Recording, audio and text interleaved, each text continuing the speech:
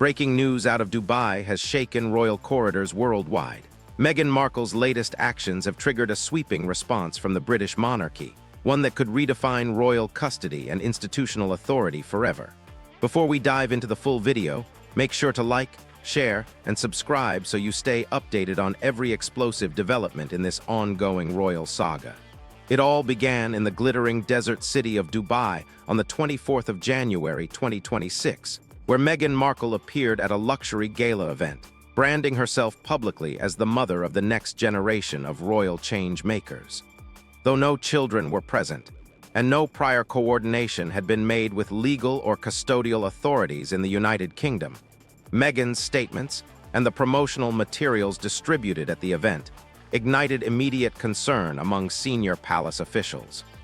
Internally, the event was perceived not as a personal appearance, but as a calculated breach of post-nup legal restrictions, directly leveraging the identities of her children, Master Archie Harrison and Miss Lilith Diana, in a manner that the Crown viewed as commercial exploitation. Within hours of reports reaching the palace, emergency consultations were convened between Princess Anne, Lord Pembroke, the Crown's legal steward, and Sir Giles Hewitt, Director of Constitutional Affairs. Initial assessments revealed that Meghan had submitted decks and promotional materials portraying the children as global heirs to royal relevance, in direct contravention of the 2021 memorandum restricting commercial use of royal titles. The documents were flagged for violating multiple clauses related to title usage, branding rights, and heritage protection, all binding agreements co-signed by Meghan and Prince Harry. Simultaneously, King Charles III attempted to establish contact with Prince Harry on 3 separate occasions between January 12 and January 28 to confirm the children's residency, schooling, and care arrangements. According to confidential internal summaries, Harry did not respond.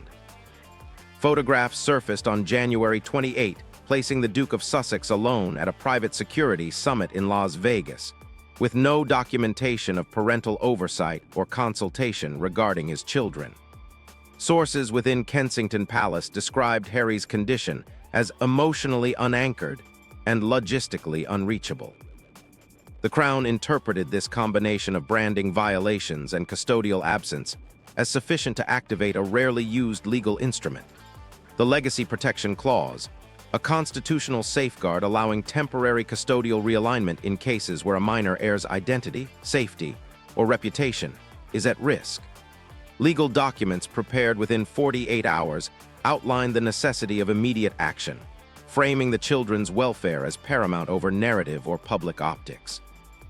Princess Anne, known for her procedural rigor, led the preparation of a 38-page dossier detailing documented infractions, including marketing references to Lilith Diana as a marquetry royal, travel manifests using restricted titles, and footage from Dubai showing public disparagement of senior royals. The dossier emphasized that these violations were not minor misjudgments, but systemic attempts at commercial positioning using the children's identities. Anne's closing note underscored the central principle. This is not a question of narrative. It is a matter of duty, of safeguarding the institutional and moral integrity of our heirs. The dossier set the stage for the Crown's decisive response. Within 72 hours of the Dubai Gala, legal strategists had drafted the initial frameworks to activate custodial oversight, designate a guardian of succession, and establish a multi-tiered support structure for the children's welfare. HRH Catherine, Princess of Wales, was identified as the central figure to assume custodial authority, with Lady Louise Windsor and the Duke and Duchess of Edinburgh forming a supervisory support committee. The framework outlined immediate measures including UK-based educational oversight, annual reintegration programs at Balmoral, media restrictions, and the creation of a child welfare and identity rehabilitation fund, administered under the Duchy of Cornwall. The significance of the event and the Crown's subsequent action cannot be overstated. Between March 2025 and January 2026, internal audits had documented at least 12 separate violations by the Duke and Duchess of Sussex, all relating to the exploitation of the children's identities for media or branding purposes. The Dubai Gala, while devoid of direct child involvement, represented a clear escalation, public, uncoordinated, and commercially framed. The Crown viewed this as a tipping point, necessitating immediate custodial intervention. Preparations were made for legal filings, enforcement of cross-jurisdictional custodial authority, and the establishment of structured rehabilitation initiatives. Communications were dispatched to key Commonwealth jurisdictions, and preliminary enforcement measures were readied for the United States, acknowledging the children's residency in California. By the morning of January 30, the Crown had mobilized the full legal and administrative apparatus, effectively transforming a procedural concern into a constitutional recalibration, emphasizing duty, identity protection, and the moral obligation to shield heirs from exploitation. The Dubai incident thus became the catalyst for one of the most significant royal interventions in decades, establishing a framework for guardianship, media control, and institutional oversight that would define the future of Archie and Lilith Diana. The Crown's swift and coordinated action signaled that lineage, responsibility, and identity would never be compromised for personal or commercial gain. On the evening of January 27, 2026, the historic Sandringham estate became the epicenter of one of the most consequential royal deliberations in modern history. The Sovereign Circle, consisting of King Charles III, Princess Anne, Prince William, Princess Catherine, and Lord Pembroke, gathered in the East Wing's council room beneath a portrait of George V. Attendance was limited to ensure confidentiality, with Prince Edward and Duchess Sophie contributing remotely in a non-voting capacity. The agenda was singular: to address the escalating custodial crisis surrounding Master Archie Harrison and Miss Lilith Diana, and to implement immediate, legally enforceable protective measures. A red-sealed dossier labeled S2026AL was distributed to all present.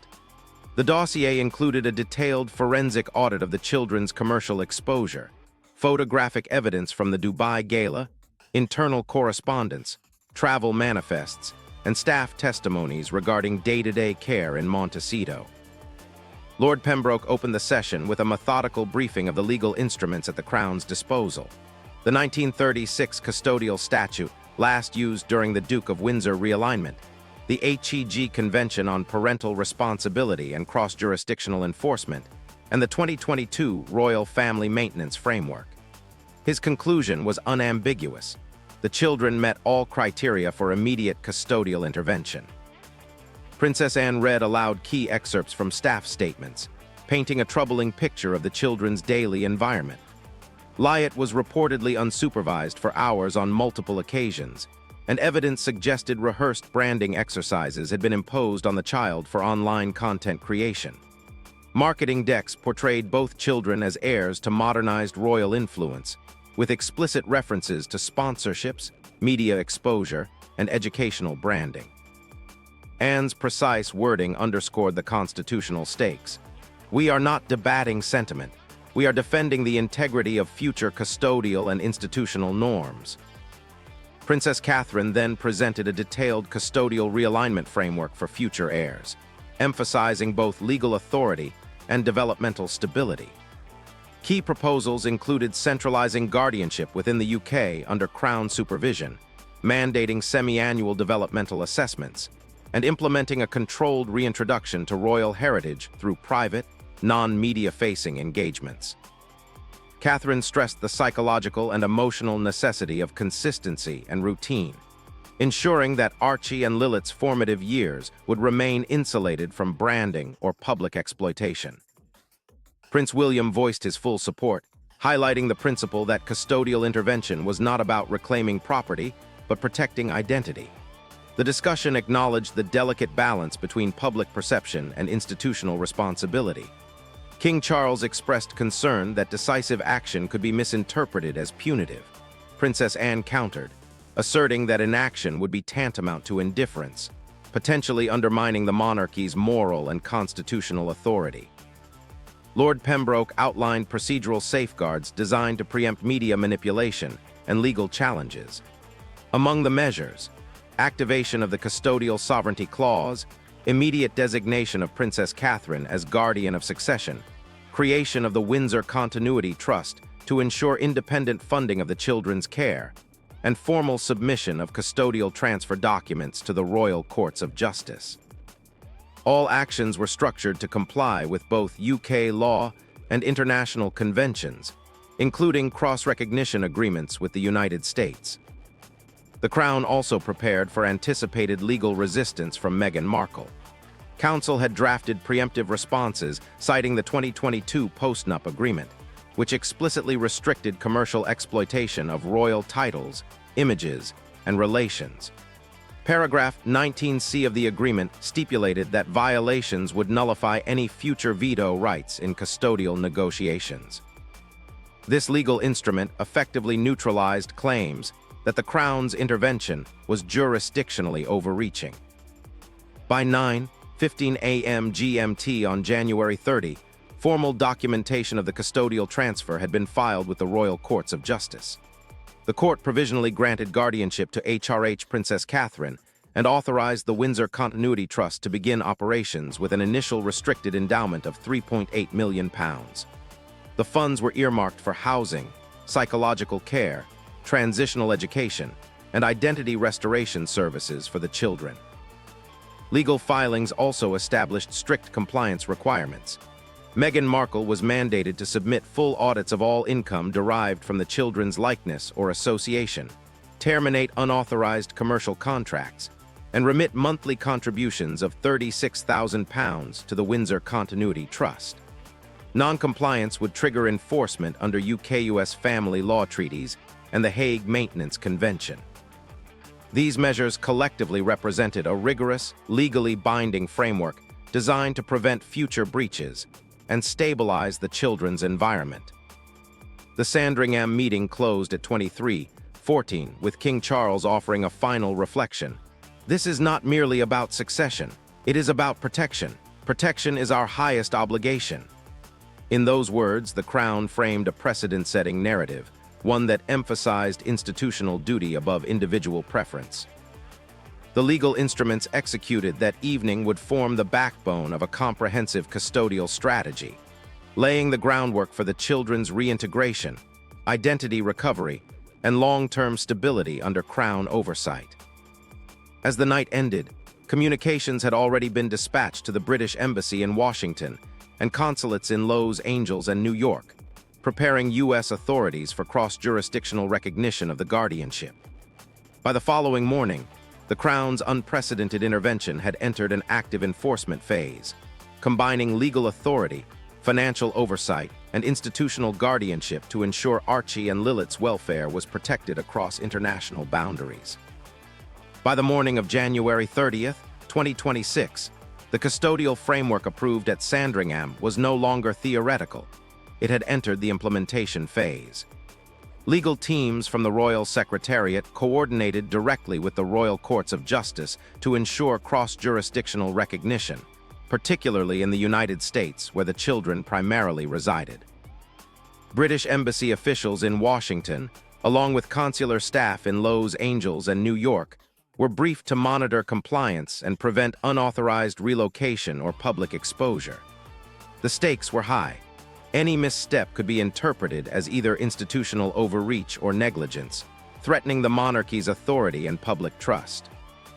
At the heart of enforcement was the newly formed Windsor Continuity Trust, endowed with £3.8 million in initial funding. The trust's mandate was broad yet precise: provide secure housing, psychological support, transitional education, and identity rehabilitation for Archie and Lilith. A multi-layered oversight structure was put in place, combining the expertise of Princess Catherine, Lady Louise Windsor, and the Duke and Duchess of Edinburgh. Each member had a defined operational role. Catherine oversaw day-to-day implementation. Lady Louise monitored educational and social integration, while Edward and Sophie offered advisory support on legal compliance and continuity planning. Parallel to the financial and custodial realignment, the Crown launched a digital takedown initiative. All commercial content featuring Archie and Lilith was subject to immediate review. Platforms such as YouTube, TikTok, Spotify, and Meta were issued formal takedown notices, and pending U.S. trademark applications for Archwell-linked projects using the children's likeness were frozen.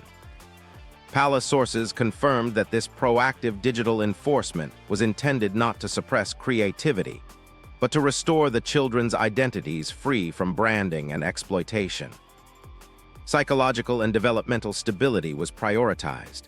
Transition sites were established in Windsor and Balmoral, outfitted with therapy animals, art-based emotional scaffolding, and structured peer socialization programs involving non-royal households. Weekly trauma-informed therapy sessions were scheduled, and a hybrid educational model combining UK private schooling with US virtual programs was implemented. Catherine personally reviewed curricula, met with educators, and supervised security protocols to guarantee both safety and continuity. Her philosophy was clear. These are not heirs to titles alone, they are children recovering from displacement. Their care must define ours. Financial oversight also became a central pillar. Meghan Markle was legally required to submit detailed audits of all income tied to the children's likenesses or royal association. Monthly contributions of £36,000 were mandated to the Windsor Continuity Trust, with strict deadlines for contract termination. Failure to comply could trigger cross-border enforcement under the Hague Maintenance Convention, potentially freezing assets controlled by Archwell. These measures effectively shifted control of both financial and institutional welfare from parental discretion to Crown oversight. Public opinion quickly reflected approval of the Crown's actions. Polls conducted on January 31st and February 3rd indicated overwhelming support, with more than 80% of respondents endorsing the removal of Meghan's custodial authority and nearly 72% backing Princess Catherine as guardian of succession. Editorial commentary praised the policy for prioritizing child welfare over public optics, framing the intervention as a rare display of proactive institutional responsibility. Meanwhile, Meghan's legal team filed preliminary challenges, claiming jurisdictional overreach and emotional distress. These claims were rapidly countered by evidence of the 2022 postnup agreement, which clearly restricted her commercial use of royal titles and imagery. The Crown's legal strategists emphasized that the children's protection, not sentiment or publicity, remained the guiding principle. By February 1st, the Custodial Oversight Council convened its first operational session at Clarence House, formalizing a 17-point well-being and identity charter. This directive codified standards for psychological care, educational continuity, social exposure, and digital content governance. With these structures in place, Archie and Lilith began the careful process of reintegrating into a life insulated from public spectacle, supported by expert supervision and Crown authority. The events of these days marked a historic pivot in royal governance, a clear statement that lineage, identity, and child welfare take precedence over branding, narrative control, or personal preference. The Crown had moved decisively from deliberation to action, and the mechanisms put in place would ensure the protection and development of its youngest heirs in ways unprecedented in recent history. By February 3, 2026, the Crown had moved decisively into international enforcement. The cross-border implications of the custodial transfer were complex, given that Archie and Lilith primarily resided in California under U.S. jurisdiction. British embassy officials in Washington coordinated closely with the U.S. State Department to ensure recognition of the provisional guardianship, while carefully avoiding claims of jurisdictional overreach. Legal instruments were transmitted under Article 36 of the HEG Convention 1996, requesting provisional acknowledgement of the Crown's enforcement rights over the children's welfare, identity, and media exposure.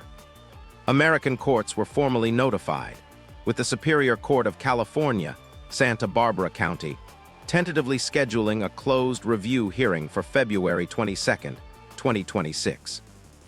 The Crown's legal strategy combined diplomacy, enforceable civil procedure, and institutional pressure.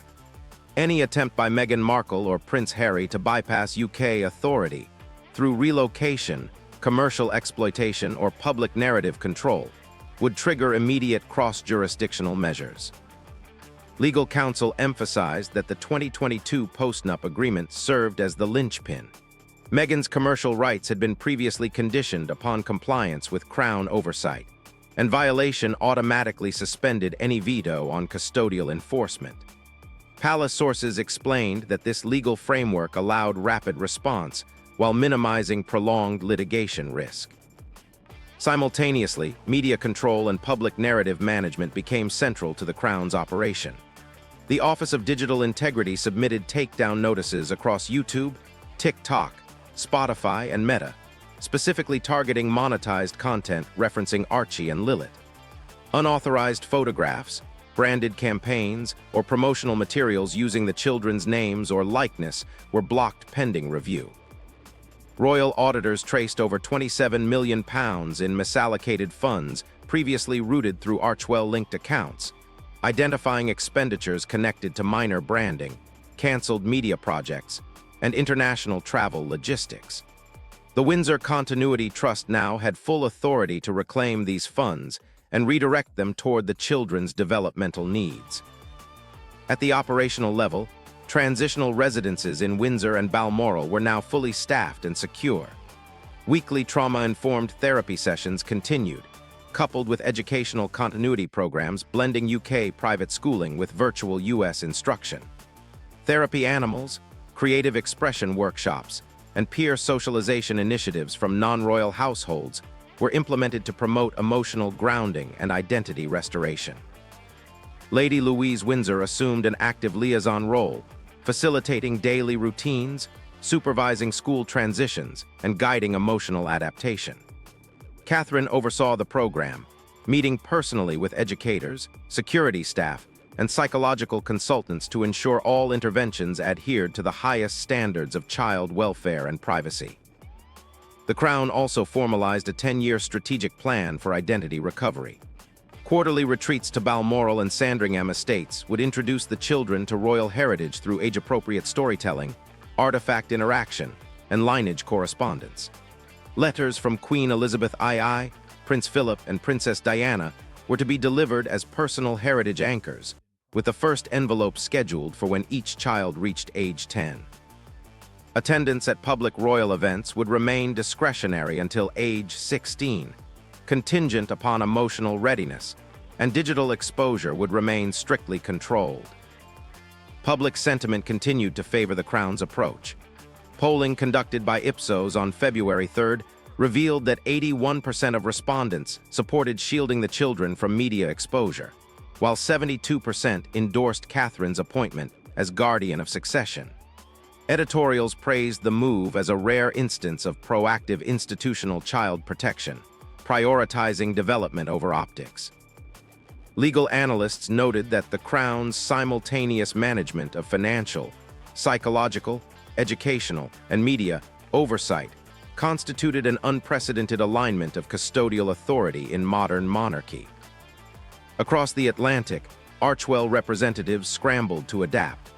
Pending Netflix, Spotify, and Middle East-based projects were paused indefinitely, reflecting uncertainty over the children's participation.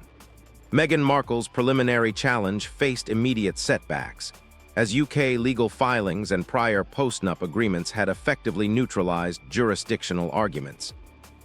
The Crown's narrative emphasized that enforcement was not punitive, it was protective, restoring children to a framework free from branding exploitation and parental absence.